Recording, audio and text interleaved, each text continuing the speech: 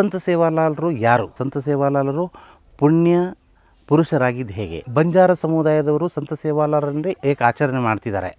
ಅವರ ಮಹತ್ವ ಏನು? ಅವ್ರು ಕೊಟ್ಟಿರ್ತಕ್ಕಂಥ ಉಪದೇಶಗಳೇನು? ಅವ್ರು ಹೇಳಿರ್ತಕ್ಕಂಥ ಸಂದೇಶಗಳೇನು?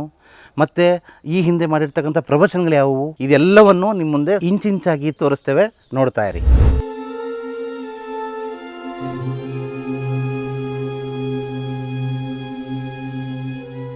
ಪುರಾತನ ಕಾಲದಿಂದ ಬಂಜಾರ ಸಮುದಾಯವು ಒಂದು ಸ್ಥಳದಿಂದ ಮತ್ತೊಂದು ಸ್ಥಳಕ್ಕೆ ಭಾರತದಾದ್ಯಂತ ಸಂಚರಿಸುತ್ತಾ ಹಸು ಮತ್ತು ಕುದುರೆಗಳ ಮೇಲೆ ಲವಣ ಮತ್ತು ದವಸ ಧಾನ್ಯಗಳನ್ನು ಹೇರಿಕೊಂಡು ಜೀವನೋಪಾಯಕ್ಕಾಗಿ ಸಣ್ಣ ಪ್ರಮಾಣದ ವ್ಯಾಪಾರ ವಹಿವಾಟಿನಲ್ಲಿ ತೊಡಗಿದ್ದರು.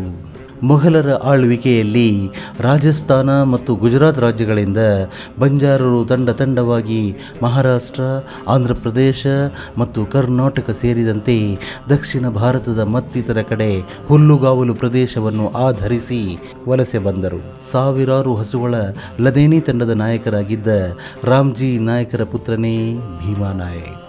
ಇವರು ಸಿರಸಿ ಮೂಲದ ಮಲೆನಾಡಿನ ತಪ್ಪಲಿನಲ್ಲಿ ಕೆಲಕಾಲ ನೆಲೆಸಿದರು.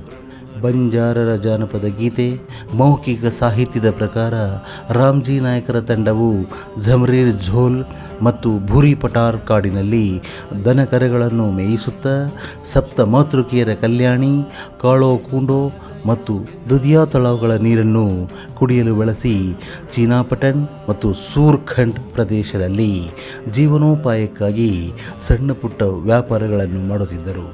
ಭೀಮಾ ನಾಯಕರಿಗೆ ಆಂಧ್ರ ಪ್ರದೇಶದ ಚಿತ್ತೂರಿನ ಬಂಜಾರ ತಂಡದ ನಾಯಕನ ಮಗಳಾದ ಧರ್ಮಿಣಿ ಬಾಯಿಯೊಂದಿಗೆ ವಿವಾಹವಾಯಿತು. ಭೀಮಾ ನಾಯಕ್ ಮತ್ತು ಧರ್ಮಿಣಿ ಯಾಡಿ ಎಂಬ ದಂಪತಿಗಳಿಗೆ ಸರಿಸುಮಾರು 12 ವರ್ಷಗಳ ಕಾಲ ಮದುವೆಯ ನಂತರವೂ ಸಂತಾನ ಭಾಗ್ಯವಿಲ್ಲದೆ ಪರಿತಪಿಸುತ್ತಿದ್ದರು. ಅವರು ಸಂತಾನ ಭಾಗ್ಯಕ್ಕಾಗಿ ಮಾನಸಿಕವಾಗಿ ದೇವಾನುದೇವತೆಗಳನ್ನು ಭಕ್ತಿ ಭಾವದಿಂದ ಪ್ರಾರ್ಥಿಸುತ್ತಿದ್ದರು. 12 ವರ್ಷಗಳ ಕಾಲ ಅವರಿಗೆ ಮಕ್ಕಳಾಗದೇ ಇದ್ದಾಗ ಧರ್ಮಿಣಿಬಾಯಿ ಮತ್ತು ಭೀಮಾ ನಾಯಕರು ತಪಸ್ಸನ್ನು ಮಾಡ್ತಾರೆ. ಅವರು ಸಾಕಷ್ಟು ದೇವರ ಮೇಲೆ ಅವರು ಬಹಳ ಆರಾಧನೆ ಮಾಡ್ತಾರೆ. ದೈವ ಭಕ್ತನಾದ ಭೀಮಾ ನಾಯಕರು ಆಗಾಗ ಧ್ಯಾನಚಿತ್ತರಾಗಿ ಕುಳಿತು ಸಂತಾನ ಭಾಗ್ಯಕ್ಕಾಗಿ ಧ್ಯಾನಿಸುತ್ತಿದ್ದರು.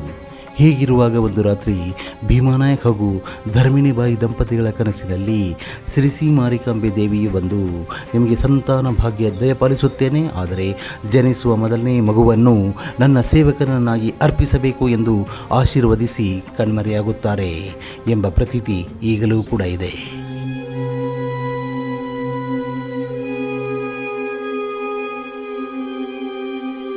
ಮಾರಿಕಾಂಬ ದೇವಿಯ ಕೃಪೆಯಿಂದ 1739 ಫೆಬ್ರವರಿ 15ರಂದು ಮಗುವು ಜನಿಸಿತು. ಆ ಮಗುವಿಗೆ ಸೇವಾಲಾಲ್ ಎಂದು ನಾಮಕರಣ ಮಾಡಬೇಕೆಂದು ಸಪ್ತ ಮಾತೃಕೆಯರು ತಂದೆ ಭೀಮಾ ನಾಯಕರ ಕನಸಿನಲ್ಲಿ ಬಂದು ಹೇಳಿದರು. ಆ ಪ್ರಕಾರವಾಗಿ ಮಗುವಿಗೆ ಸೇವಾಲಾಲ್ ಎಂದು ನಾಮಕರಿಸಿದರು.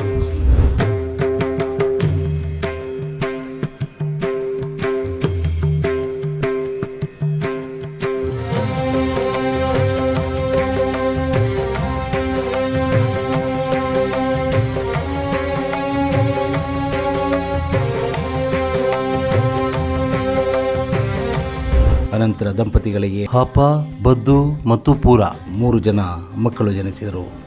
ಮಕ್ಕಳು ಬೆಳೆಯುತ್ತಾ ದೊಡ್ಡವರಾದಂತೆ ಅವರಿಗೆ ಹಸು ಸಾಕಣೆಯಲ್ಲಿ ತೊಡಗಿಸಿದರು. ಮಾರೆ ಗೋರ್ ಭಾಯಿಯೋ, ಈ ವಿಚಾರ ಸೇನೆ ಮಾಲೂಮ್ है सारो, शेयर करो, लाइक करो, कमेंट करो.